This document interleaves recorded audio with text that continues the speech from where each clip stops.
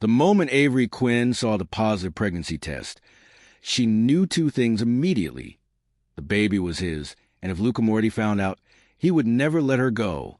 For almost a full minute, she stood frozen inside the tiny bathroom of a cheap motel outside Milwaukee, staring at the thin plastic stick in her trembling hand. Positive. The word felt too small for something powerful enough to destroy everything she had spent the last 6 weeks trying to rebuild.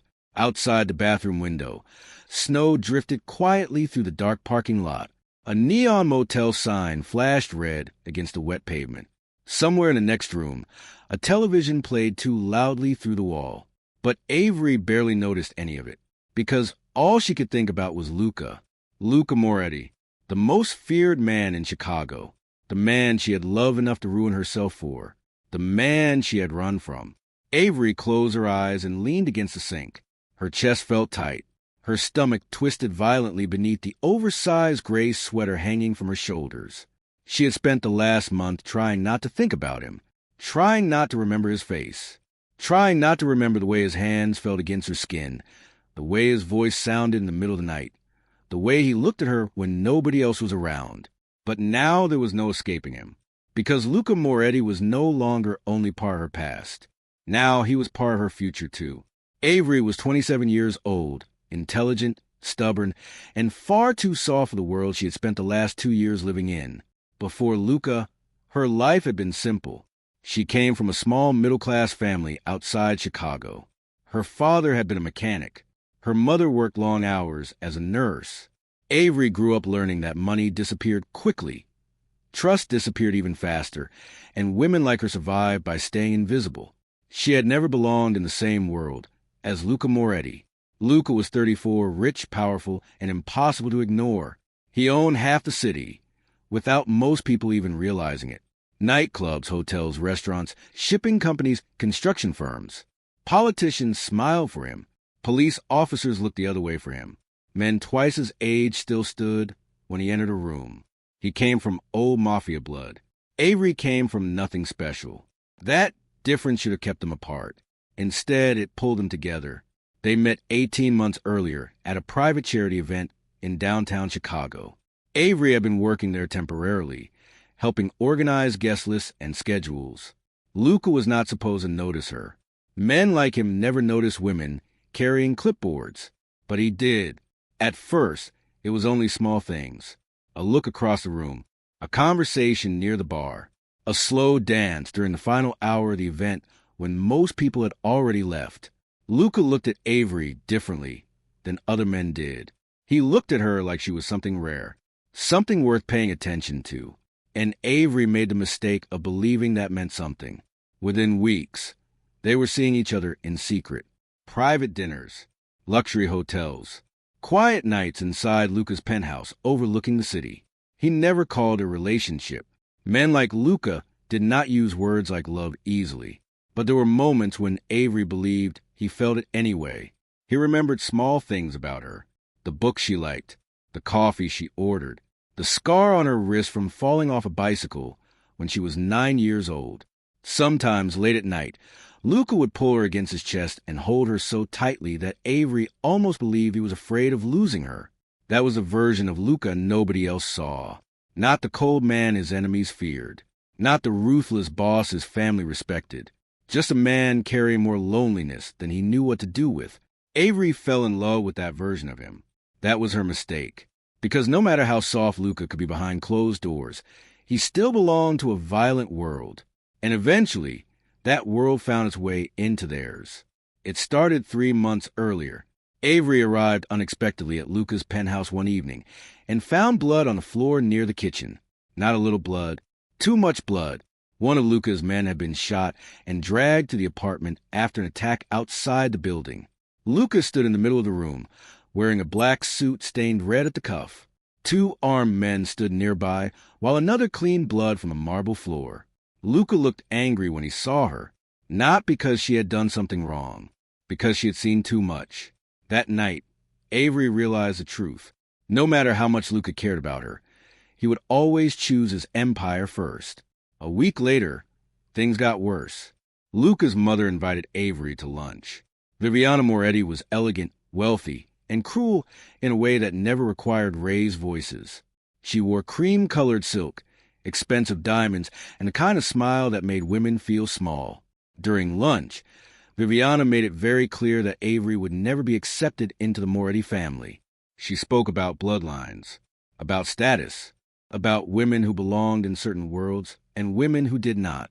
Then, just before leaving the restaurant, Viviana leaned closer and quietly told Avery something she never forgot.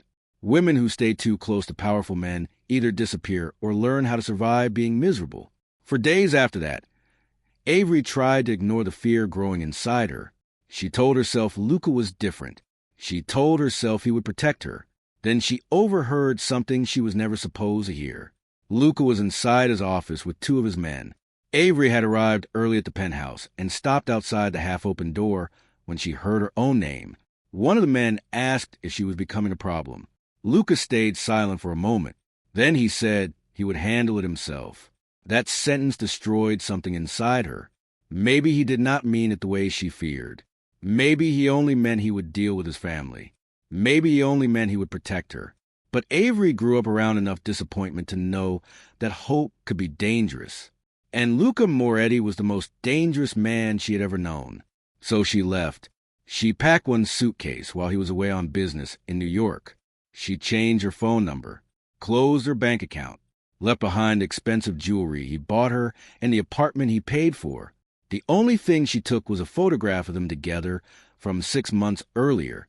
In the picture, Luca stood behind her with one hand around her waist while she smiled at the camera. He looked happy, too. That was the hardest part. Because even now, Avery still believes some part of him loved her. She just no longer trusted what men did with love once they had it. At first, she stayed with an old friend in Milwaukee. Then she moved again. A small town outside Lake Geneva. A quiet place where nobody knew her last name. Nobody asked questions, and nobody cared who she used to belong to. She rented a tiny house near the edge of the lake with faded white paint, a broken porch step, and windows that rattled whenever the wind blew too hard. It was nothing like Luca's world.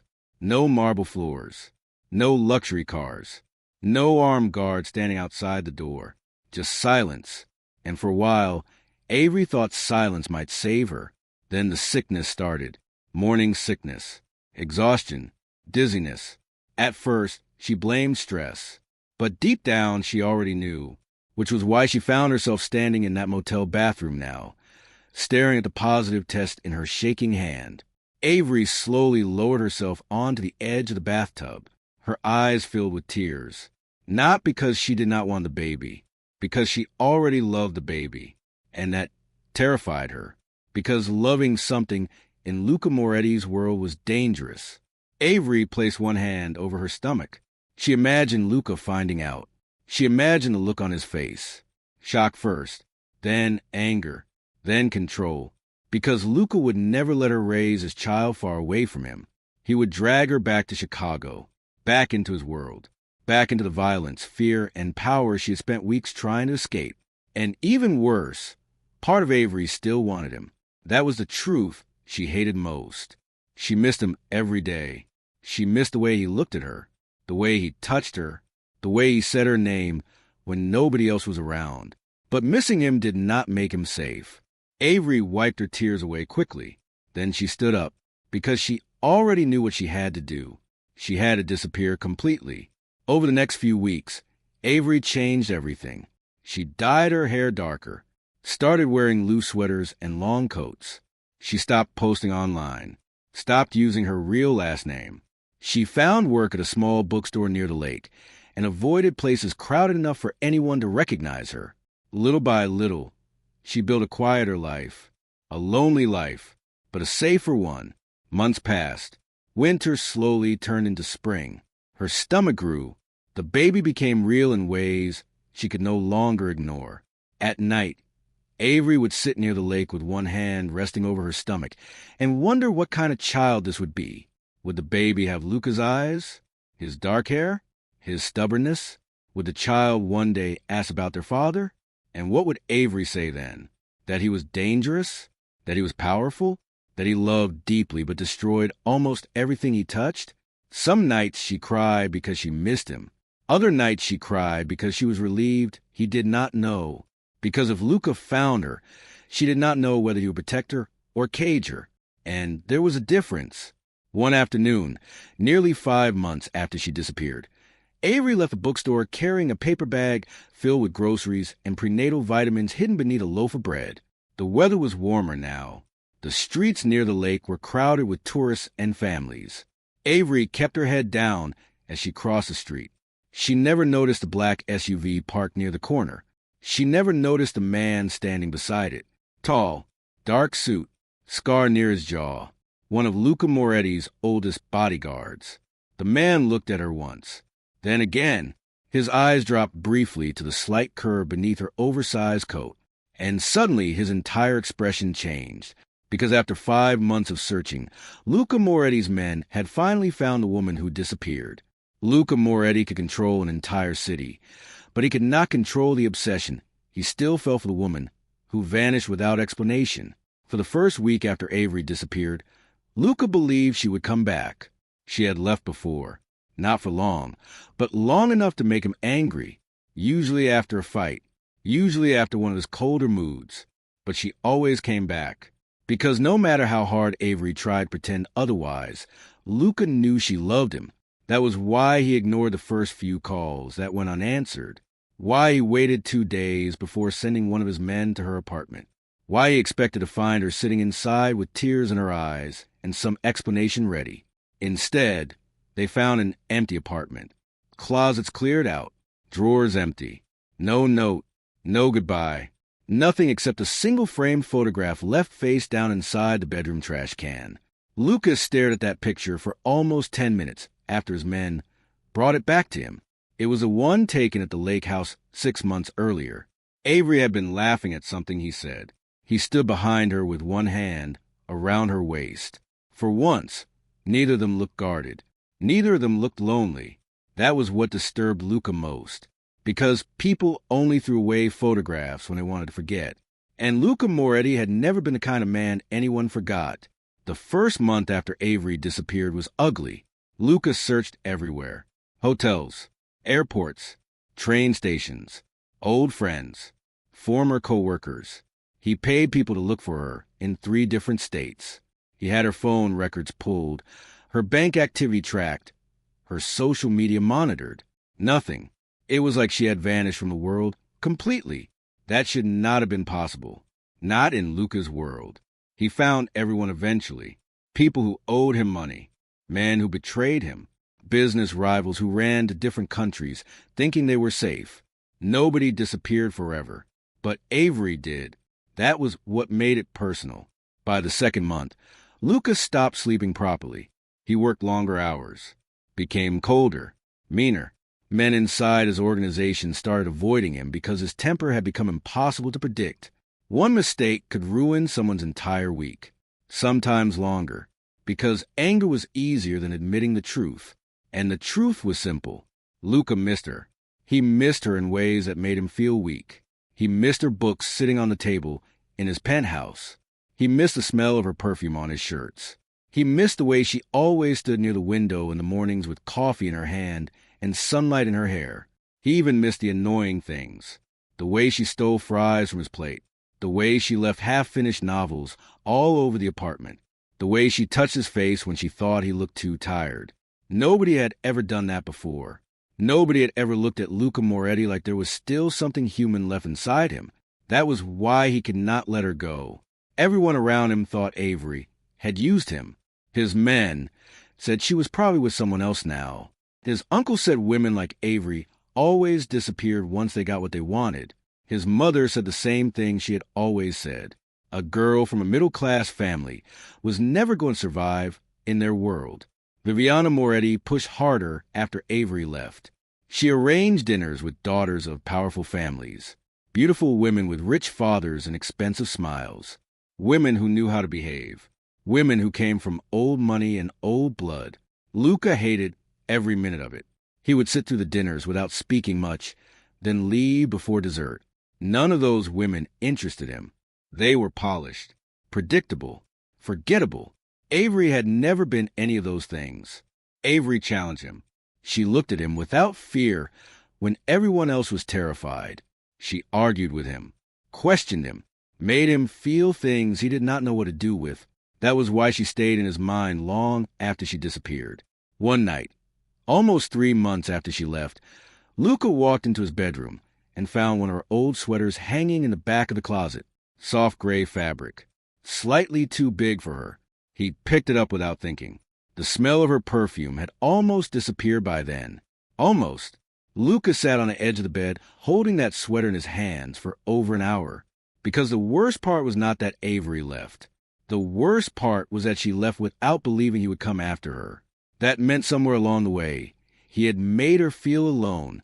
That thought stayed with him longer than he wanted to admit. Weeks turned into months. Chicago moved on. Business kept moving. Enemies kept causing problems. But Avery remained stuck in Luca's head, like a wound that never healed properly. Sometimes he convinced himself he hated her for leaving. Other times he imagined finding her and demanding answers. But late at night, when the penthouse felt too quiet and the city lights outside looked cold, Luca admitted the truth. He did not want revenge. He just wanted her back.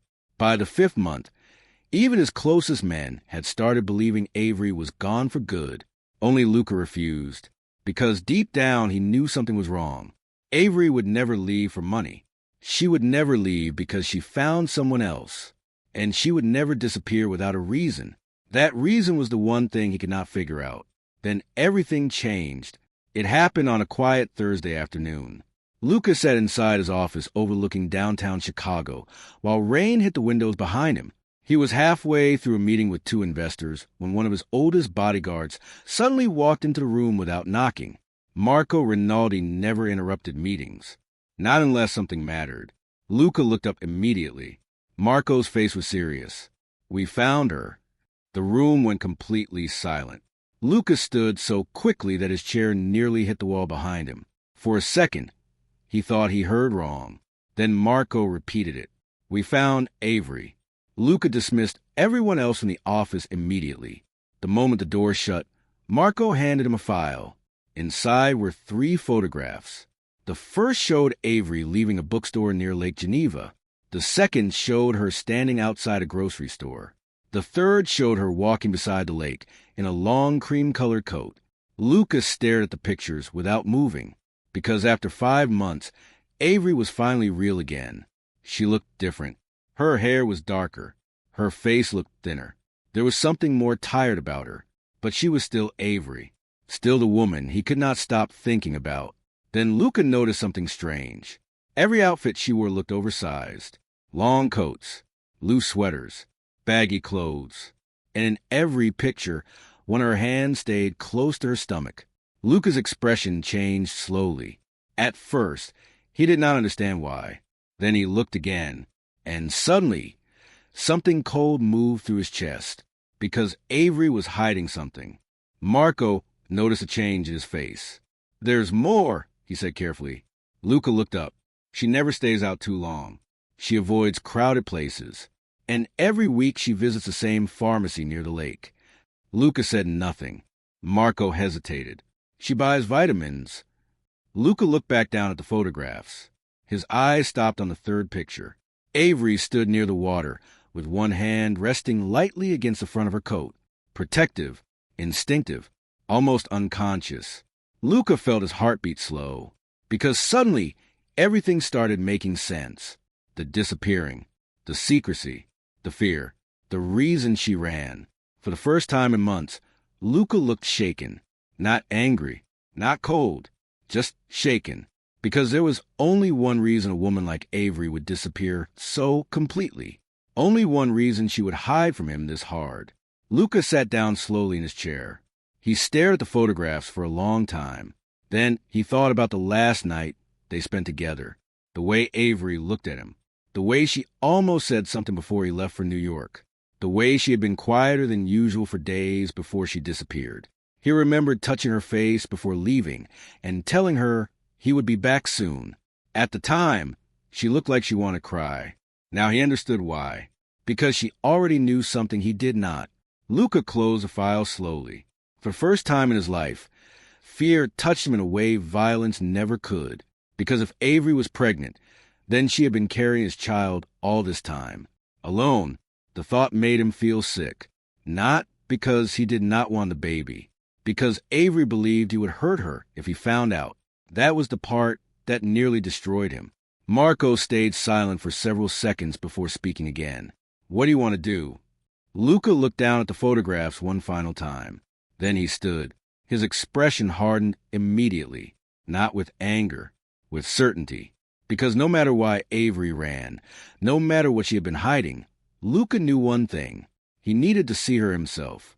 An hour later, Luca was inside the back of a black SUV heading north out of Chicago. Rain covered the windows. The city slowly disappeared behind him. Marco sat in the front seat, while two other men followed in another car behind them.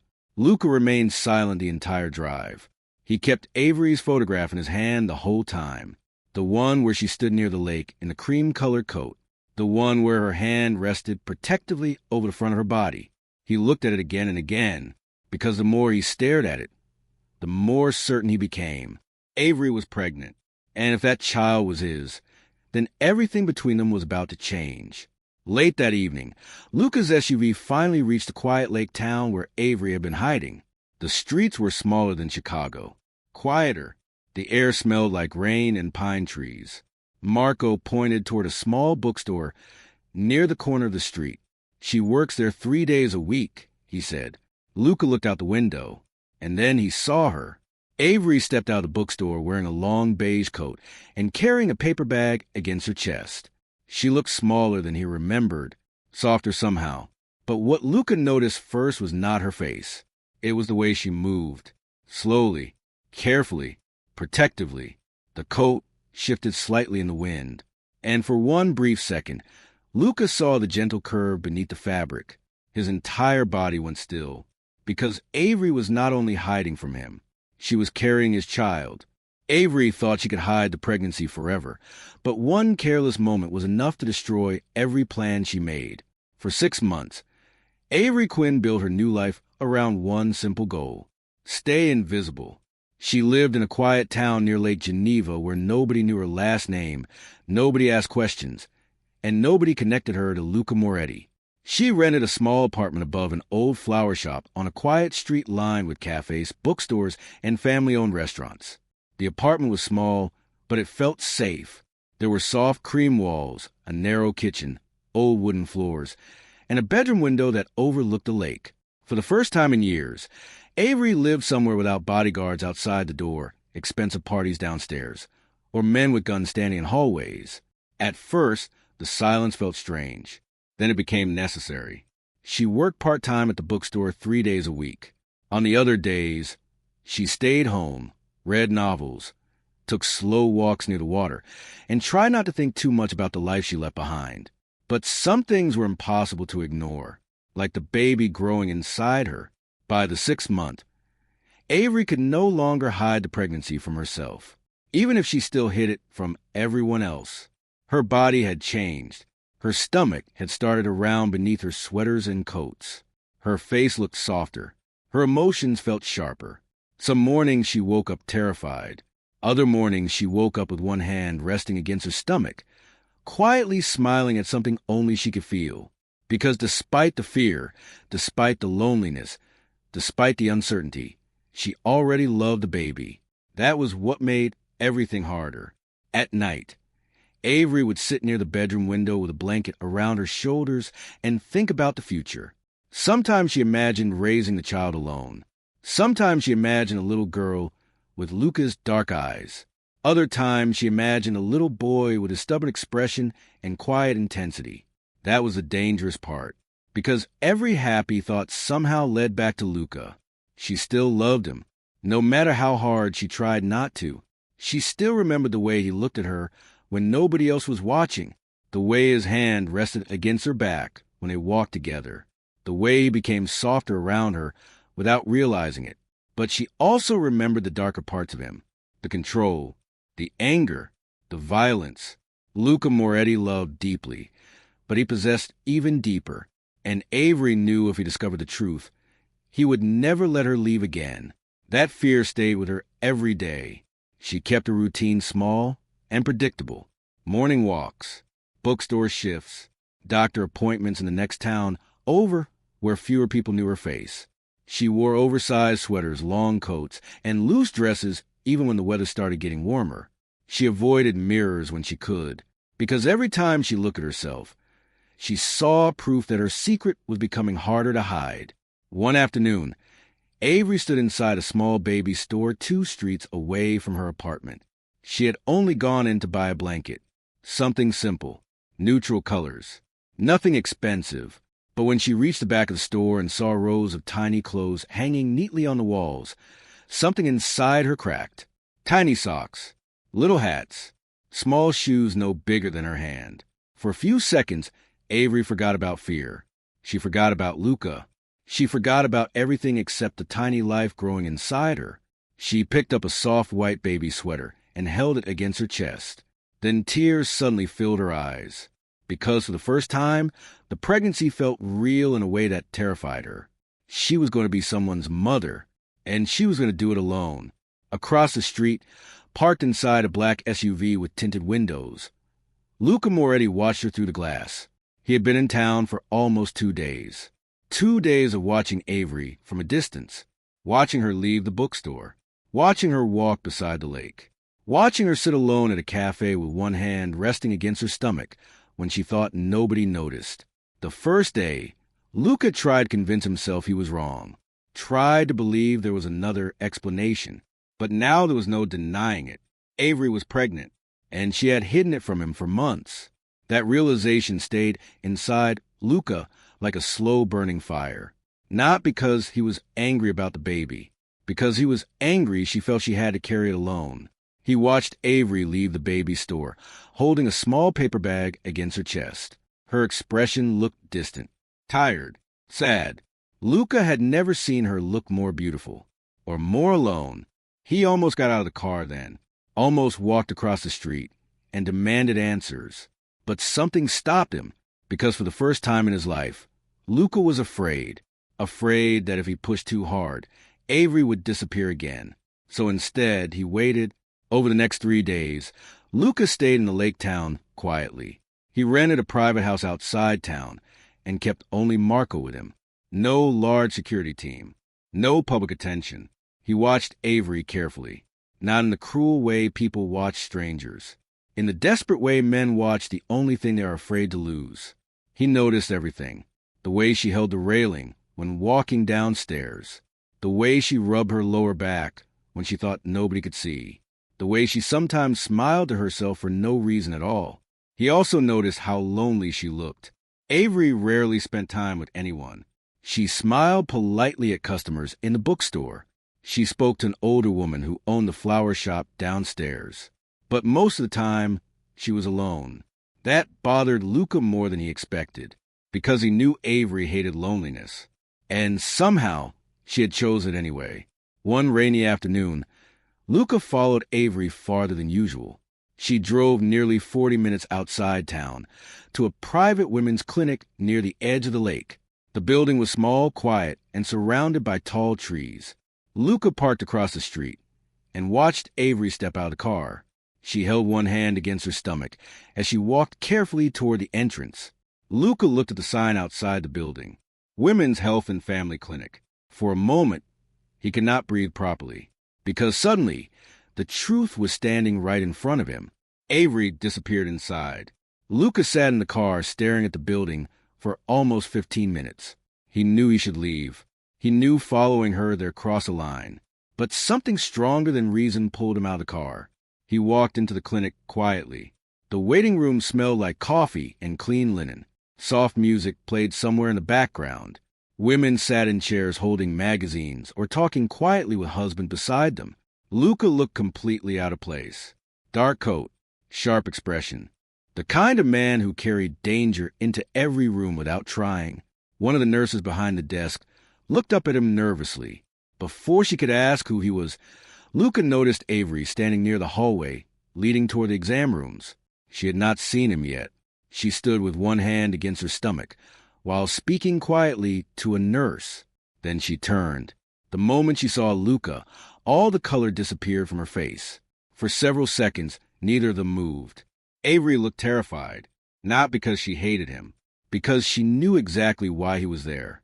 Luca looked at her stomach, then back at her face. Avery instinctively placed both hands protectively over her body. That small movement told him everything. Luca stepped toward her slowly. "Avery." She shook her head immediately. "No." Her voice sounded weak, almost panicked. Several people in the waiting room looked over. Avery lowered her voice. "You should not be here." Luca stared at her. For once, he had no cold words, no anger, only one question. "How far along are you?" Avery's eyes filled with tears instantly, because she knew there was no point pretending anymore. Before she could answer, a nurse stepped into the hallway and called Avery's name. The nurse smiled politely. "We're ready for your ultrasound." The word hung in the air between them. Ultrasound. Luca looked at Avery. Avery looked down at the floor. And suddenly, the last pieces of denial disappeared. Luca followed her down the hallway before she could stop him. Inside the exam room, Avery sat on the edge of the bed while the doctor prepared the machine. Her hands trembled so badly she had to grip the side of the chair to steady herself. Luca stood near the wall without speaking.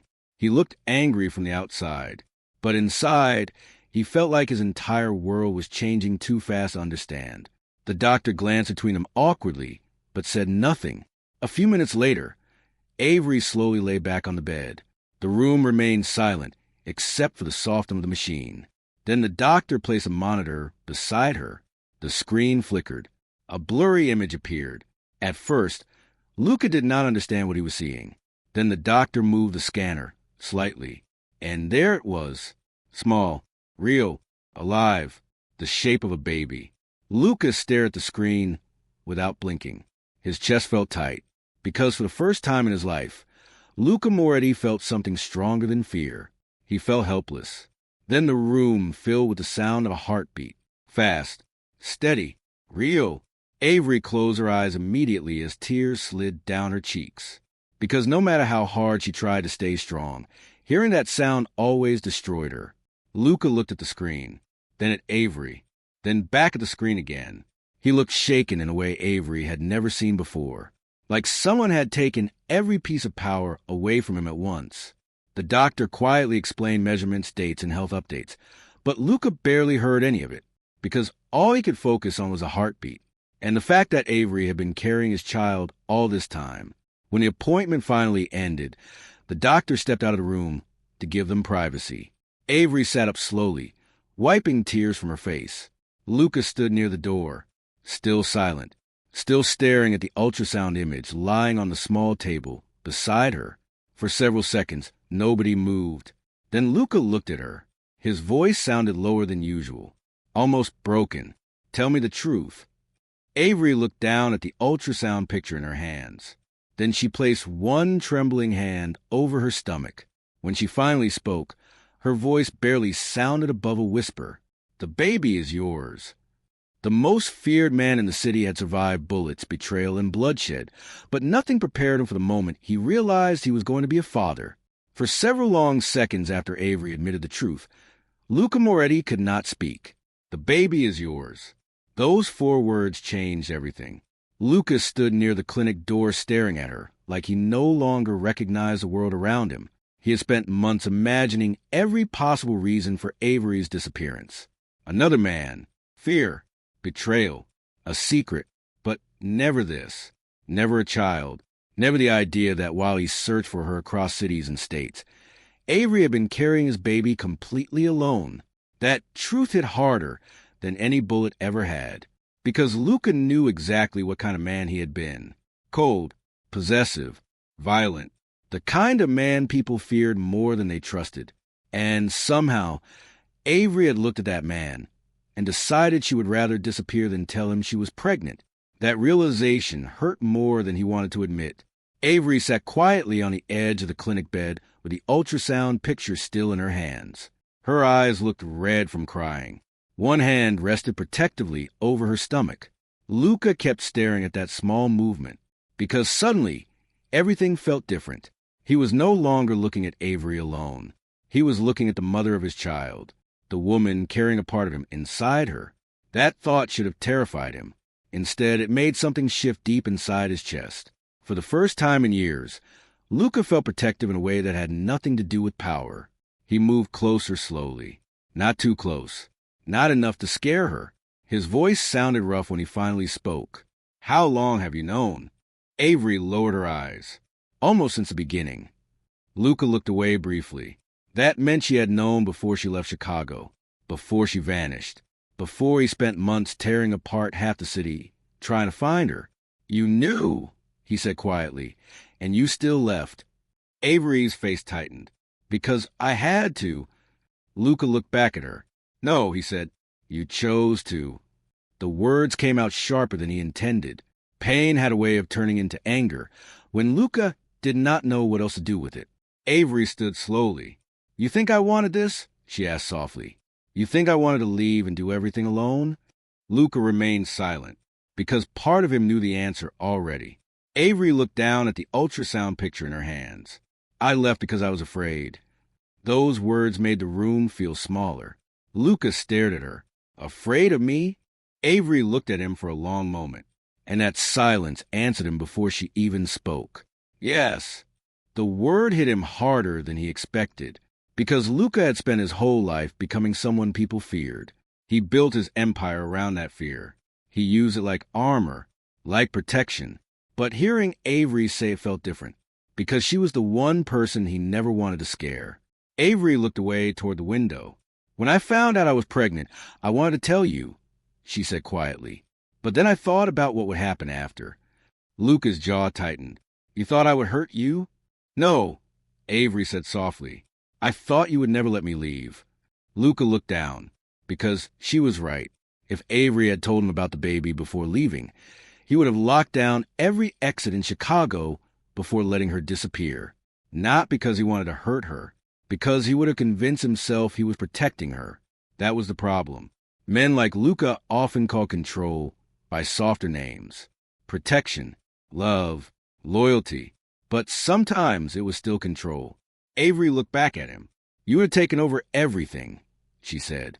"Where I lived, what I did, who I saw. You would have made every decision for me." Luca wanted to deny it, wanted to tell her she was wrong. But he could not, because deep down, he knew she understood him too well. "I just wanted one thing in my life to belong to me," Avery whispered. "Just one." The room went silent again.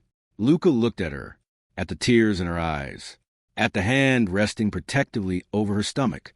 And for the first time, he understood that Avery had not run because she stopped loving him. She ran because she loved him enough to know how dangerous he could become. That truth nearly destroyed him. Before either of them could say anything else, there was a knock on the clinic door. Marco stepped inside with a tense expression. He looked at Luca first, then at Avery. "There's a problem." Luca's entire face hardened immediately. "What happened?" Marco shut the door behind him. One of the nurses recognized Avery from the news in Chicago. She called her cousin. Avery frowned. "And?" Marco looked uneasy. "Her cousin works for your uncle." The room instantly felt colder. Luca stepped closer. "Which uncle?" "Dante Moretti." Luca's expression darkened immediately, because Dante Moretti was one of the most dangerous men in his family. Older than Luca, crueler, obsessed with bloodlines, family power, and old traditions. Dante had spent years reminding Luca that children born outside approved marriages created weakness inside powerful families. He believed family names mattered more than people. And women like Avery, women from ordinary backgrounds with no powerful bloodline behind them, were disposable. Marco looked toward Avery. If Dante finds out about the pregnancy, he will see the baby as a problem. Avery's face lost color, because she already knew what kind of men lived inside Luca's world. Men who solved problems with threats. Men who treated children like future business deals. Men who believed women only mattered when they obeyed. Luca looked at Avery immediately. "You're leaving with me." She shook her head at once. "No, this is not a discussion. I am not going back to Chicago." Luca stepped closer. "You are if it keeps you safe." Avery stared at him. And that's exactly why I left. The words hung heavily between them, because Luca had already started doing it again, making decisions for her, taking control. Even if his reasons came from fear, Marco spoke carefully. She can't stay here now, he said. If Dante's people are already asking questions, it's only a matter of time before someone tracks her apartment. Avery looked away. Avery survived months alone, but nothing prepared her for the cruelty waiting inside Luca Moretti's family. The woman standing in the hallway was named Bianca Moretti, Luca's younger cousin, beautiful in the cold, polished way women from powerful families often were. She wore cream silk, expensive jewelry, and the kind of expression that made kindness look weak. Bianca had grown up inside the Moretti world. She believed in bloodlines, old money, and the idea that family power should stay untouched by outsiders. To her, Avery Quinn was everything wrong with Luca's choices. Too ordinary, too emotional, too far beneath them. Bianca did not say anything that first morning. She only looked at Avery's stomach with quiet disgust before turning and walking away down the hallway. But that look stayed with Avery long after Bianca disappeared, because Avery knew women like Bianca, women who smiled in public and destroyed people in private. The estate quickly became suffocating. The house was enormous, with marble floors, dark wood walls, expensive paintings, and enough security guards to make Avery feel like she was living inside a prison. Every hallway felt too quiet. Every room felt watched. Servants lowered their eyes when she walked by. Family members whispered when they thought she could not hear them. Nobody openly insulted her at first. That would have been too easy. Instead, they judged her in softer ways. The way they looked at her clothes. The way they asked if she needed help using certain utensils at dinner. The way they spoke about her old apartment near the lake, like she had been living in poverty. Luca noticed it immediately, and every time it happened, something dark moved across his face. But even Luca could not control everyone in that house, especially not his mother. Viviana Moretti arrived 2 days after Avery moved into the estate. She came in the middle of the afternoon, wearing black designer clothes, expensive diamonds, and an expression colder than winter. Viviana was a kind of woman who never raised her voice because she never needed to. People feared her anyway. She entered the sitting room where Avery was reading and looked at her for several seconds before speaking. Her eyes moved from Avery's face to her stomach and then back again. "You look tired," Viviana said. Avery closed the book in her lap slowly. "I'm pregnant." Viviana smiled slightly. "Yes," she said. "That does tend to happen." The insult was small, almost polite, but Avery still felt it. Viviana sat down across from her. "I assume Luca did not explain how difficult the situation is for the family." Avery remained quiet, because she already knew what was coming. Viviana folded her hands neatly in her lap. "You are carrying a Moretti child," she said. "That comes with expectations." Avery looked at her carefully. "What kind of expectations?" Viviana's expression remained calm. "The child will carry Luca's name. That means the child will need to be raised properly, protected properly, educated properly." Avery's stomach tightened, because she knew what Viviana really meant. The child would belong to them, to the family, to the empire, not to her. Viviana tilted her head slightly. "You are not from our world, Avery. You were never prepared for it." Avery looked down briefly. "No," she said softly. "I was not." Viviana looked almost satisfied by the answer. That was the problem with women like Viviana. They did not need to scream to make someone feel small. They did it quietly, piece by piece. Later that evening, Luca found Avery sitting alone on the back terrace, overlooking the gardens. The sky had already turned dark blue. Cold wind moved through the trees. Avery looked exhausted. Luca sat beside her, without speaking for a moment. Then he asked a question he already knew the answer to. "My mother came to see you." Avery looked out toward the trees. "She thinks I'm not good enough." Luca's jaw tightened. "She thinks that about everyone." Avery almost smiled. "But not everyone is carrying your child." Luca stayed quiet, because that part was true. His family did not see Avery as a person. They saw her as a threat, a woman from the wrong background, carrying the future of the Moretti bloodline. that made her dangerous in their eyes. Luca looked at her. You should not listen to them. Avery turned toward him slowly. They're your family. They're wrong. Avery stared at him for a moment. Then she looked away again, because deep down, she still was not sure Luca believed that completely. Luca had spent his whole life inside this world, a world where names mattered more than kindness, where bloodlines mattered more than love, where women like Avery were tolerated only until they became inconvenient. That fear grew stronger over the next few days. Bianca started appearing more often, at breakfast, at dinner, near the gardens, always dressed perfectly, always smiling, always making comments that sounded harmless, until Avery thought about them later. One morning, Bianca sat across from Avery at breakfast and looked at her teacup. You should be careful with herbal tea during pregnancy, she said sweetly. Some plants can cause complications.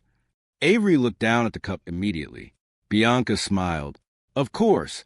I'm sure the kitchen knows what they're doing. Luca entered the room only seconds later. The moment he saw Avery's face, he knew something was wrong. What happened? Bianca answered before Avery could. We were only talking. Luca looked at Bianca coldly. Then stop. Bianca's smile disappeared immediately, because unlike the rest of the family, Luca was not pretending. He saw exactly what she was doing. But even Luca's protection started to feel suffocating. He doubled the security around this state. He stopped Avery from leaving alone. He had doctors visiting the house twice a week. He made servants taste food before it reached her. At first, Avery told herself it came from love, but slowly, it started feeling too close to control again. Avery survived months alone, but nothing prepared her for the cruelty waiting inside Luca Moretti's family. The woman standing in the hallway was named Bianca Moretti, Luca's younger cousin. Beautiful in the cold, polished way women from powerful families often were. She wore cream silk, expensive jewelry, and a kind of expression that made kindness look weak. Bianca had grown up inside the Moretti world.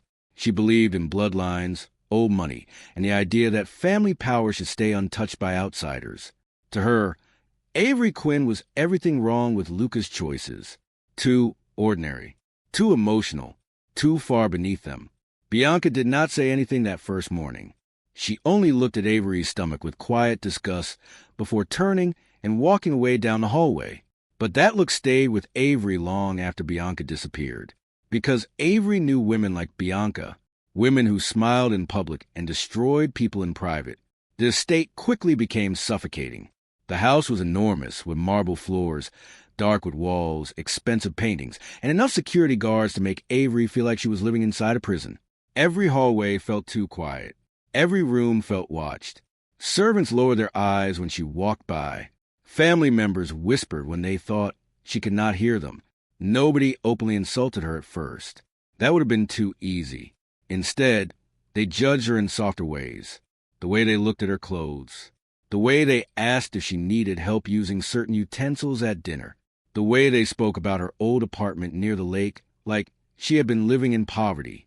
Luca noticed it immediately, and every time it happened, something dark moved across his face. But even Luca could not control everyone in that house, especially not his mother. Viviana Moretti arrived 2 days after Avery moved into the state. She came in the middle of the afternoon wearing black designer clothes, expensive diamonds, and an expression colder than winter. Viviana was a kind of woman who never raised her voice because she never needed to. People feared her anyway.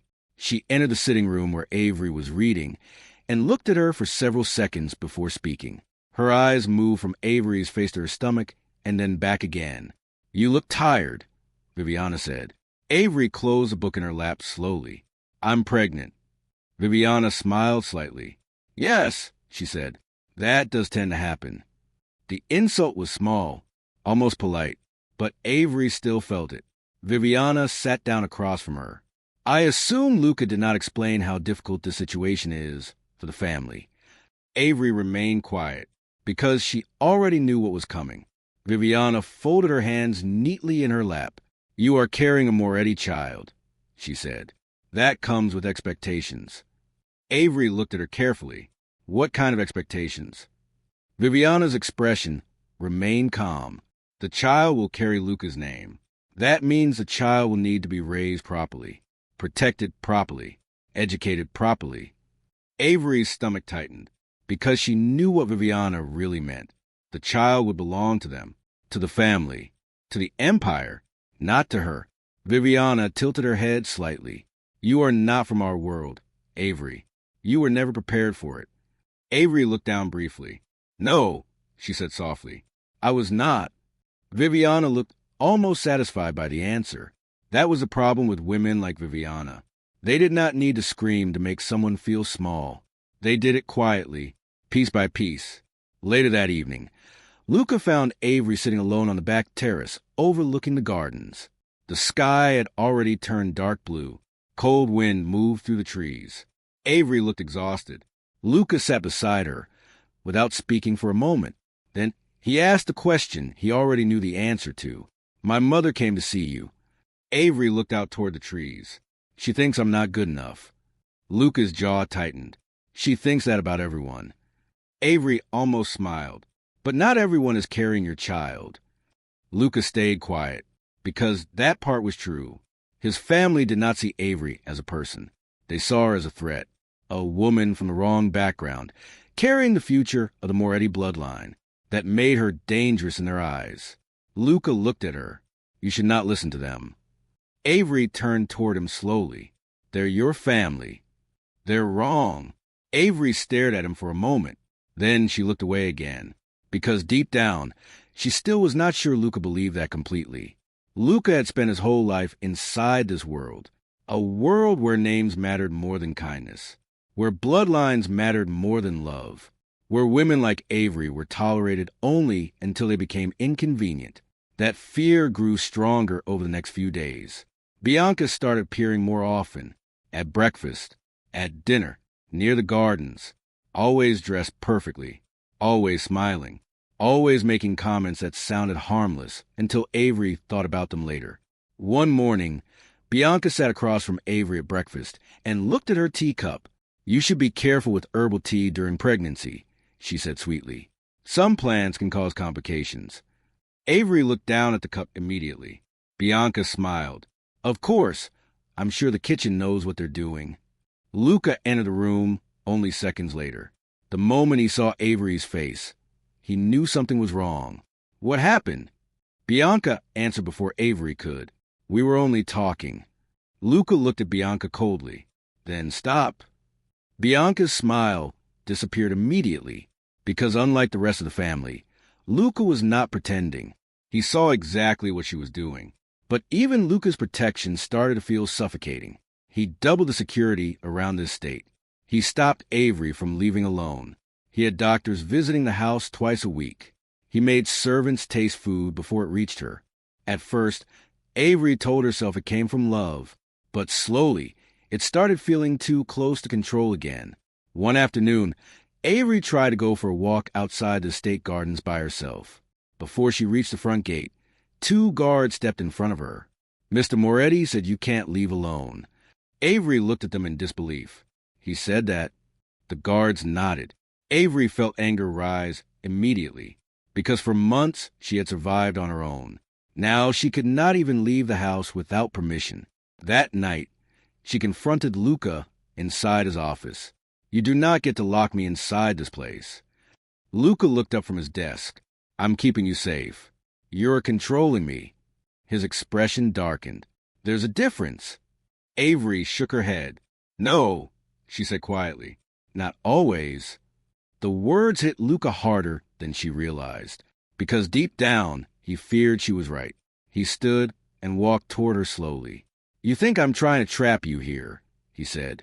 I think you're scared, Avery answered. And scared men like you always want to control everything. Luca stared at her, because once again, Avery understood him too well. The room remained silent for several seconds.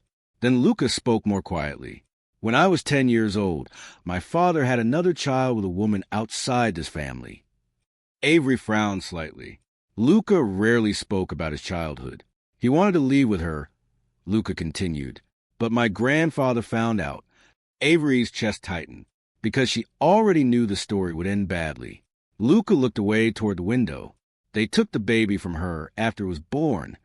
Avery felt sick. What?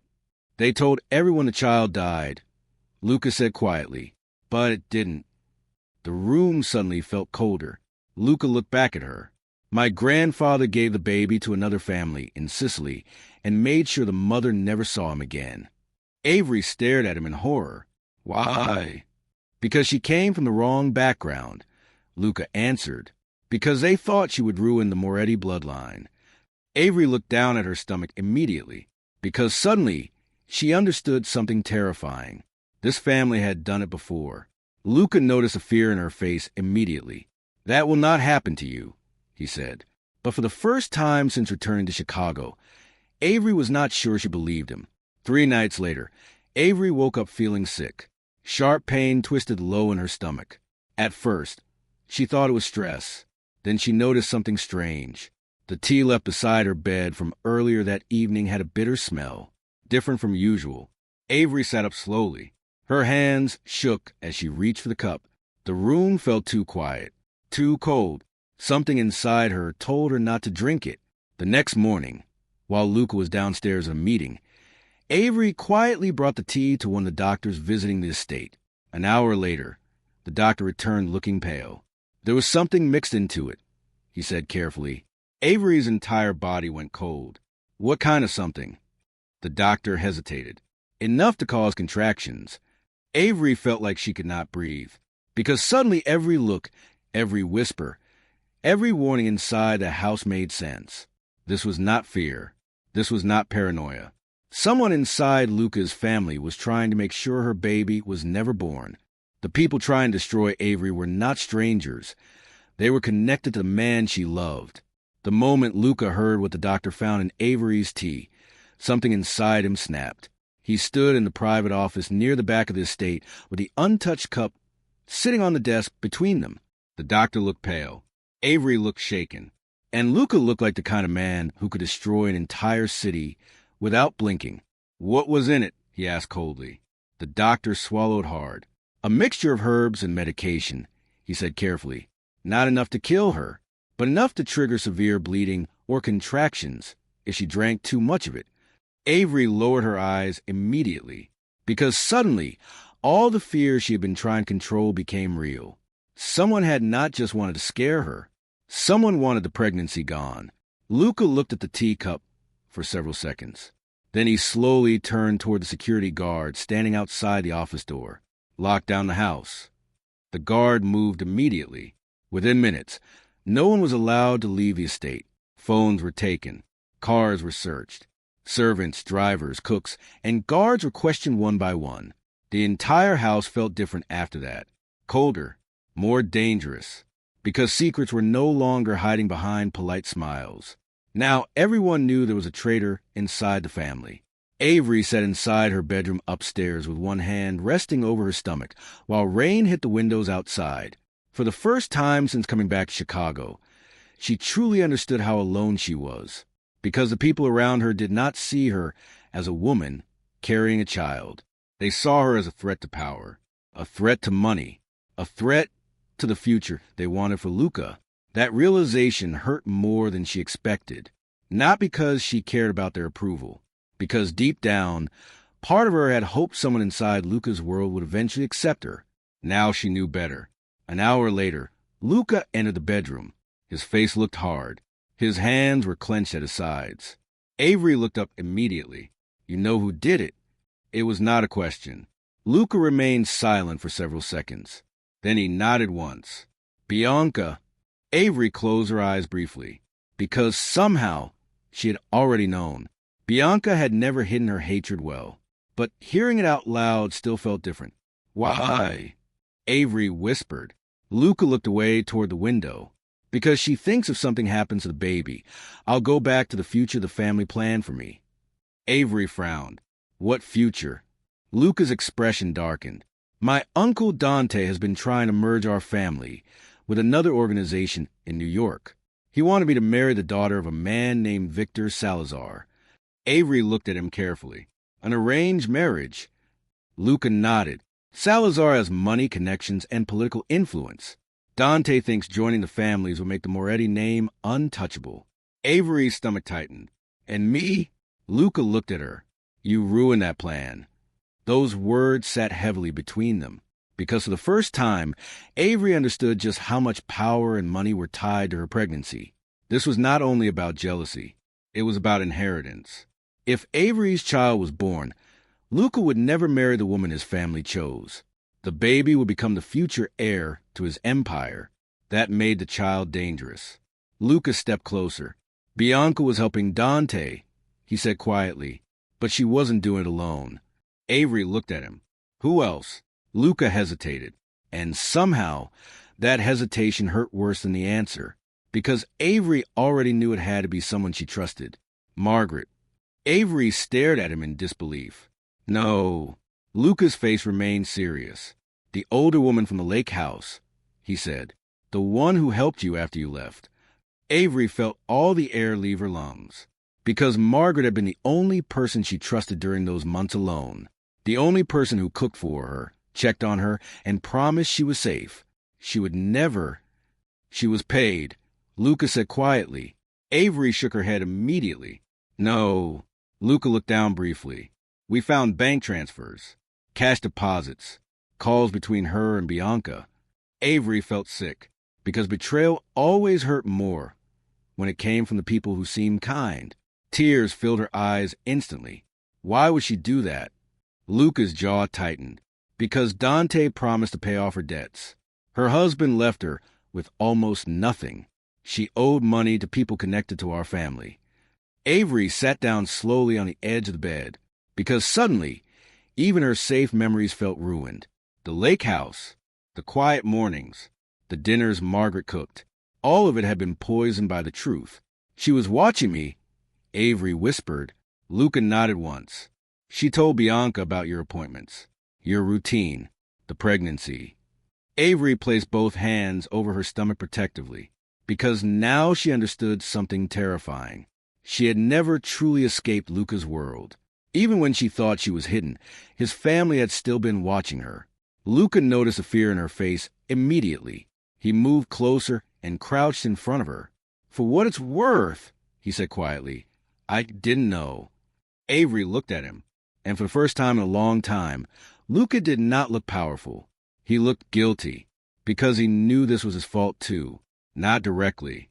But everything dangerous around Avery had his family name attached to it. He spent his whole life building a world around fear. Now the woman he loved was trapped inside it. I failed you, he said quietly.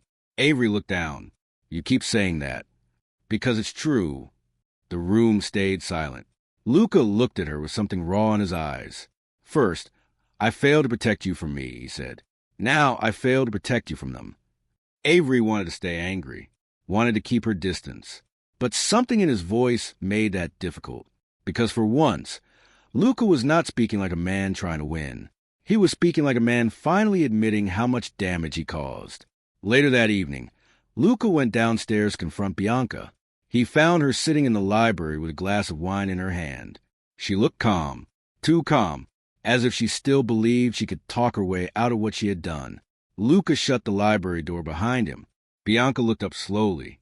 You always were dramatic, she said. Luca walked toward her. You poisoned her tea. Bianca rolled her eyes slightly. It was not poison. Luca grabbed the wine glass from her hand and smashed it against the wall. The sound echoed through the room. Bianca stood immediately. You think she deserved that baby? She snapped. You think some bookstore girl should carry the future of this family? Luca looked at her coldly. She is carrying my child. Bianca laughed bitterly. That's exactly the problem. Luca stared at her. You sound just like Dante. Bianca crossed her arms. Because Dante understands something you don't. Families like ours survive because we stay pure. Pure. Luca hated that word immediately, because it reminded him of every cruel thing his family had ever done. Every woman they destroyed. Every child they erased. Every person they treated like they were not good enough. Bianca stepped closer. She trapped you, she said. You know she did. Luca looked at her with disgust. No, he said quietly. You're just angry because for the first time in your life, someone from outside this family matters more than you do. Bianca's face changed instantly because deep down, that was the truth. She had spent her entire life wanting Luca's approval, wanting his attention, wanting to be the woman he trusted most. Avery took that away without even trying. That was why Bianca hated her. Before Luca could say anything else, Marco entered the library with a serious look on his face. We found something. Luca turned immediately. Marco handed him a folder. Inside were phone records, financial transfers, and security footage from the estate. One video showed Bianca entering Avery's room late at night. Another showed Dante's private driver arriving at the estate earlier that week. Then Luca reached the last page. His entire expression darkened. "What is it?" Bianca asked carefully. Luca looked up slowly, because suddenly, the poison tea looked small compared to what came next. "They're moving Avery," he said quietly. Marco nodded. "We intercepted a call from Dante's men." Avery had just entered the library doorway behind them. The moment she saw Luca's face, fear settled inside her chest. "What does that mean?" Luca looked at her. His voice sounded colder than ever. "It means the people who want you gone are no longer waiting for the baby to be born." He stepped toward her immediately. "Because now they're planning to take you before that happens." Luca once terrified the entire city, but now he is terrified of losing the woman carrying his child. The moment Luca learned Dante planned to move Avery, the entire estate changed. Security doubled within minutes. Cars blocked every entrance. Armed guards surrounded the property. No one entered or left without Luca's permission. But even with all the protection around her, Avery still felt afraid, because danger inside a house always felt worse than danger outside it. At least strangers wore masks. Families smiled before they betrayed you. Avery stayed inside Luca's private wing of the estate that night. The bedroom overlooked the back gardens, but the beautiful view did nothing to calm her. She sat near the fireplace with one hand over her stomach, while Luca stood near the window, speaking quietly into his phone. His face looked harder than ever. Every few seconds, another man called with information, another location, another possible threat. Avery watched him silently. For the first time, she saw something she had never seen before. Fear. Not fear for himself. Fear for her. That changed something inside her. Because Luca had always looked untouchable. The kind of man bullets could not reach. The kind of man who could destroy cities and never lose sleep. But now he looked like a man trying desperately not to lose the only thing that mattered to him. Hours later, Marco arrived with new information. Dante had disappeared from the city. Bianca was gone too. 3 cars connected to the Moretti family had crossed state lines before midnight, and one of Luca's oldest security captains had vanished with them. That part mattered most, because it meant someone close to Luca had betrayed him. The man's name was Gabriel Rossi. He had worked for Luca's family for almost 15 years. He trained guards, handled security routes, knew every safe house, every hidden entrance, every emergency plan. If Gabriel was helping Dante, then nowhere was truly safe anymore. Luca looked at the map spread across the table, inside his office. His jaw tightened. "Find every property Dante still owns," he said coldly. Marco nodded. "There are 6. Search all of them." Avery stood quietly near the door listening. The baby shifted suddenly inside her stomach. She placed a hand against it immediately. The movement felt small, but somehow it reminded her that she was not only fighting for herself anymore. Luca noticed the fear in her face. He crossed the room and stopped in front of her. "You're staying here," he said quietly. Avery looked up at him. "They'll come here. Not while I'm alive." The words should have sounded arrogant. Instead, they sounded honest, because Luca meant them. He would burn everything before letting anyone touch her again. That night, Avery could not sleep. Every sound in the hallway made her tense. Every movement outside the bedroom door felt dangerous. Around 3 a.m, she finally got out of bed and walked slowly downstairs toward the kitchen. The estate was silent, dark except for a few lights near the main hall. She poured herself water and stood near the counter trying to calm down. Then she heard footsteps behind her. Avery turned too quickly. Pain moved sharply through her lower stomach. She grabbed the edge of the counter immediately. Luca appeared in the doorway a second later. His face changed the moment he saw her. What happened? Avery shook her head. Nothing. But another sharp pain hit her. Luca crossed the room instantly. His hands moved to her waist carefully. Sit down. Avery lowered herself into one of the chairs. The pain faded after a few seconds. Luca crouched in front of her. For the first time since she met him, he looked completely helpless. Because there was nothing he could threaten. Nothing he could control. He could fight men with guns. He could destroy enemies. But he could not fight fear inside her body. Avery looked at him quietly. You're scared. Luca looked away for a moment, then back at her. I've been scared since the day I found you again. The honesty in his voice made her chest tighten. Because Luca never admitted weakness. Not to anyone. But with her, he always seemed to become someone else. Softer, sadder, more human. Before either of them could say anything else, alarms suddenly exploded through the estate. Red lights flashed in the hallway. Voices echoed downstairs. Luca stood immediately. Marco's voice came through the security system. They're inside the gates. Everything happened at once after that. Guards ran through the hallways. Gunfire echoed outside. Avery's heart pounded so hard she thought she might collapse. Luca grabbed her hand and pulled her toward the private panic room hidden behind the library wall. The room was underground, reinforced with steel doors and security cameras. Luca pushed Avery inside first. She turned toward him immediately. You're coming too. Luca looked at her, then toward the hallway behind him where more gunshots echoed. If I stay here, they'll keep coming. Avery grabbed his arm. No. Luca touched her face gently. I have to end this. Then he shut the door behind her. The next 20 minutes felt endless. Avery sat inside the panic room, listening to distant gunfire through the walls. Her hands shook constantly. She watched security screens showing parts of the estate, broken windows, fallen guards, blood across marble floors. Then she saw Luca.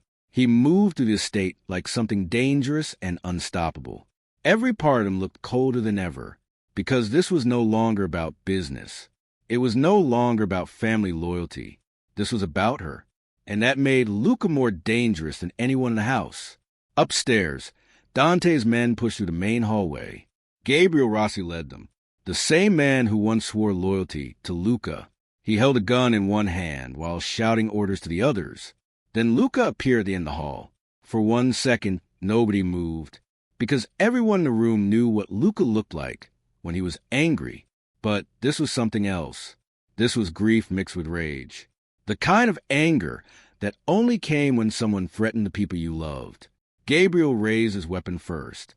Luca fired before he had the chance. Gabriel fell instantly. The hallway exploded into violence after that. Bullets shattered glass. Men hit the floor. Blood covered the walls. Luca moved through them without hesitation, because every second they stayed inside the house was another second Avery stayed afraid. Finally, only Dante remained. He stood inside the main office with Bianca beside him. Bianca looked terrified now. Not angry, not proud, only afraid, because the plan had failed.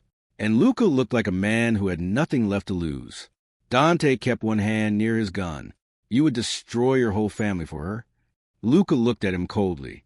You already destroyed this family. Dante's expression darkened. She made you weak. No, Luca said quietly. She made me realize what kind of monster you turned me into. For a moment, the room stayed silent. Then Dante laughed bitterly. All this for one woman? Luca's jaw tightened.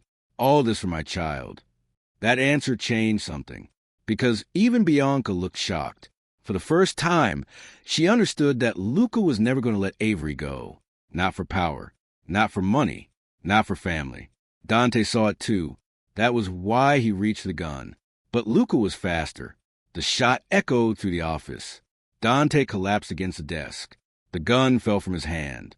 Blood spread across his shirt. Bianca screamed. Then she tried to run.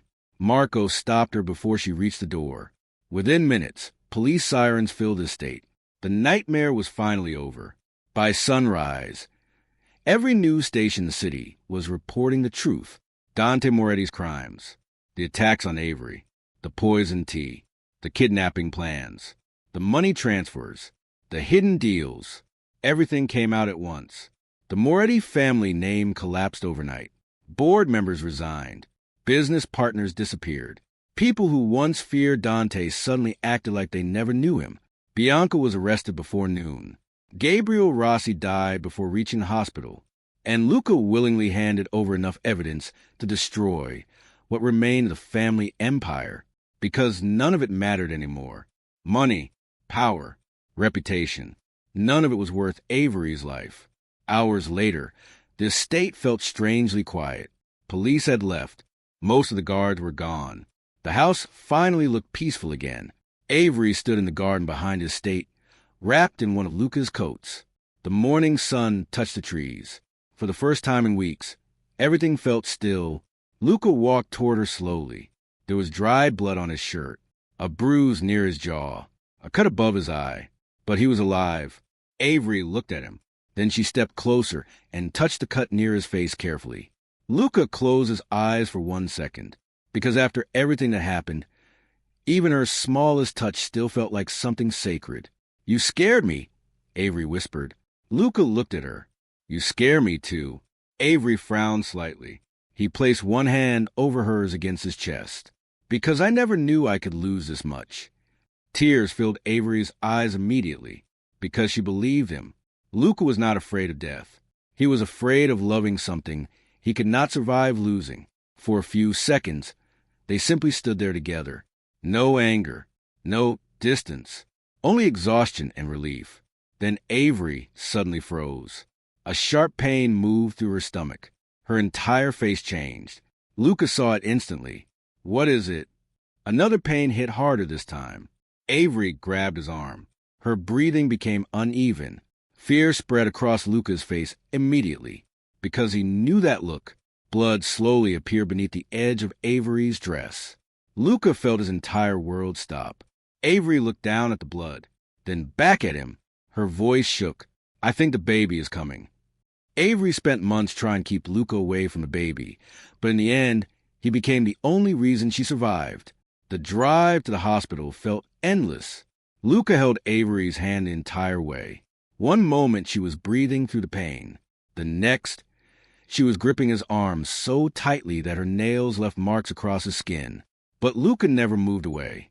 He sat beside her in the back seat with blood still dried across his shirt from the attack at the estate. His knuckles were bruised. His jaw was swollen. There was a cut above his eye. Yet none of that mattered to him anymore, because Avery was in pain, because their child was coming too early, because for the first time in his life, Luca Moretti was completely powerless. By the time they reached the hospital, doctors and nurses were already waiting outside. Marco had called ahead. Avery was rushed through bright hallways under harsh white lights, while Luca stayed close beside her. The doctor spoke quickly. Blood pressure, contractions, stress, risk. The baby was early, but not too early. There was still hope. Avery lay in a hospital bed with tears in her eyes, while nurses connected machines around her. Her hair stuck to her forehead. Her hands shook. The room smelled like antiseptic and fear. Lucas stood near the bed, watching everything with a face that looked colder than ever. But inside, he was falling apart, because every sound Avery made felt like a knife inside his chest. The doctor explained that the labor would not be easy. The stress from the attack, the fear, and the pregnancy complications had all pushed her body too hard. Avery listened quietly. Then she looked at Luca. For a second, he saw something in her eyes that terrified him more than bullets ever could. Fear that she might not survive. Luca moved closer immediately. He took her hand again. "You're not doing this alone." Avery looked at him for a long moment. She had spent months believing Luca would destroy her life if he ever discovered the baby. Now he was the only thing keeping her calm. That truth felt strange, painful, beautiful. Hours passed slowly. Outside the hospital room, guards stood in every hallway. Marco remained near the entrance. No one trusted that the danger was truly over. Not yet. Inside the room, the world became smaller. It was only Avery, Luca, and the child they created together. The contractions grew worse. Avery cried more than once. Not loudly, not dramatically. Just quiet tears sliding down her face when the pain became too much. Each time Luca stayed beside her, he held her hand, pressed cold cloths against her forehead, helped her breathe, and for the first time since she met him, he stopped trying to control everything. He stopped acting like the strongest person in the room, because he finally understood that strength was not about power. It was about staying when things became painful. Around midnight, Avery fell asleep for a short time between contractions. Luca sat beside her bed, watching her. The room was dark except for the soft hospital lights near the machines. He looked at her face. Even exhausted, she was beautiful, not because of her features, because of what she survived. Avery survived his anger, his family, his mistakes, his world, and somehow she still found a way to love. Luca lowered his head for a moment. He thought about the first time he saw her, the first time she laughed, the first time she looked at him like he was more than the monster everyone believed him to be. He had spent his whole life terrifying people, but Avery had been the first person who ever made him want to be gentle, and he ruined it. That regret stayed inside him every second he sat beside her hospital bed. Around 2 a.m, Avery woke up again. Another contraction hit immediately. She cried out and gripped Luca's hand. The doctor returned a few minutes later. It was time. The room filled with nurses. Machines beeped louder. The tension inside the room became unbearable. Avery looked terrified. Luca had never seen her look so vulnerable. He stood beside her while doctors gave instructions. Avery pushed through the pain again and again. Minutes felt like hours. Sweat covered her face. Tears filled her eyes. Twice she nearly gave up. Twice Luca brought her back. Not with long speeches. Not with dramatic promises. Just by staying there. By refusing to let go of her hand. By reminding her with his eyes that she was not alone anymore. That was what changed everything. Because Avery had spent so much of her life carrying pain by herself. But now someone was carrying it with her. At one point, the baby's heartbeat dropped suddenly. The room changed instantly. Doctors moved faster. Nurses spoke louder. Avery saw the fear on their faces and started crying harder. Luca felt his chest stop. The doctor said they might need emergency surgery. For one horrible moment, Luca thought he might lose both of them. That was the moment that truly broke him. He moved closer to Avery's bed, touched her face carefully, looked at her like she was the only thing left in his world. There were no walls left inside him anymore. No pride, no coldness, only love, pure and painful and desperate. Avery saw it. She saw everything he could not say. And somehow, that gave her enough strength to keep going. Minutes later, the room filled with a new sound. A cry, small, weak, beautiful. The baby was born just before sunrise. A little girl. For a second, nobody moved. Then Avery started crying. Not from pain, from relief. The doctor wrapped the baby in a blanket and placed her carefully into Avery's arms. Avery looked down at her daughter for the first time. Tiny fingers, dark hair, small pink cheeks. The baby looked impossibly small against Avery's chest. Luca stood beside the bed, completely frozen. Because for the first time in his life, he understood what it meant to love something more than himself. He looked at the baby, then at Avery, and in that moment, every violent thing inside him became quiet. Avery looked up at him with tears in her eyes. Then she carefully held the baby out toward him. Luca hesitated for 1 second, because he suddenly looked afraid. Afraid of holding her wrong. Afraid of breaking something so small. But then he took his daughter into his arms, and everything changed. The most feared man in the city looked down at that tiny baby like she had saved his life. His eyes filled with tears immediately. He touched her cheek with one shaking finger. The baby wrapped her tiny hand around his finger without even realizing it. Luca lowered his head, because no one had ever trusted him that completely before. Hours later, the sun rose over the city outside the hospital windows. The danger was gone. The violence was over. For the first time in months, the room felt peaceful. Avery lay in bed, holding the baby, while Luca sat beside her. Neither of them spoke much. They did not need to. Too much had happened already. Too much had been lost. But somehow, something survived. Avery looked at Luca quietly. He looked different now. Still powerful. Still dangerous. But softer. Like becoming a father had finally broken the last cruel parts inside him. That did not erase the past. It did not erase the fear or the pain or the mistakes. But it gave her something she never thought she would have again. Hope. A few days later, Avery left the hospital with the baby in her arms. Reporters waited outside. Photographers crowded the entrance. Everyone wanted to see the woman who changed Luca Moretti. But Luca kept her protected. He surrounded her with security, opened car doors for her, stayed close without making her feel trapped. That difference mattered. Because before, Luca protected people by controlling them. Now he protected them by listening. Over the next few weeks, they stayed at a smaller house near the ocean far away from city. No bodyguards standing in every hallway. No family politics. No business meetings. Only quiet mornings. Late nights. And a baby who cried every few hours. Avery watched Luca become a father in small ways. He learned how to hold the baby when she cried. He stayed awake during the night, so Avery could sleep. He walked through the house carrying the baby against his chest while the ocean moved outside the windows. Sometimes Avery caught him standing near the nursery door, just watching their daughter sleep, like he still could not believe she was real. One evening, Avery stood on the back porch holding the baby while the sun disappeared over the water. Luca stepped outside a few seconds later. He stood beside her quietly. Avery looked at him, then at the baby, then back at the ocean. For the first time in a long time, she did not feel afraid. She did not know exactly what their future would look like. She did not know if she was ready to call them a family again. But she knew one thing. She wanted to try. Not because Luca begged her. Not because she needed him. Because he had changed. And because love finally felt safe. Avery moved a little closer to him. Luca looked down at her. Then at their daughter, sleeping in her arms. The sunset covered all three of them in soft golden light. For a moment, everything felt complete. But later that night, while Avery unpacked one of the boxes Marco brought from the estate, she found something hidden beneath a stack of old family papers. A medical file, her name written across the front.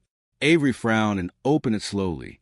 Inside were copies of her old doctor visits from months earlier, pregnancy reports, ultrasound appointments, private notes. At the bottom of the file was a signature, Viviana Moretti. Avery's hands went cold, because Luca's family had known about the pregnancy long before Luca ever saw the ultrasound himself.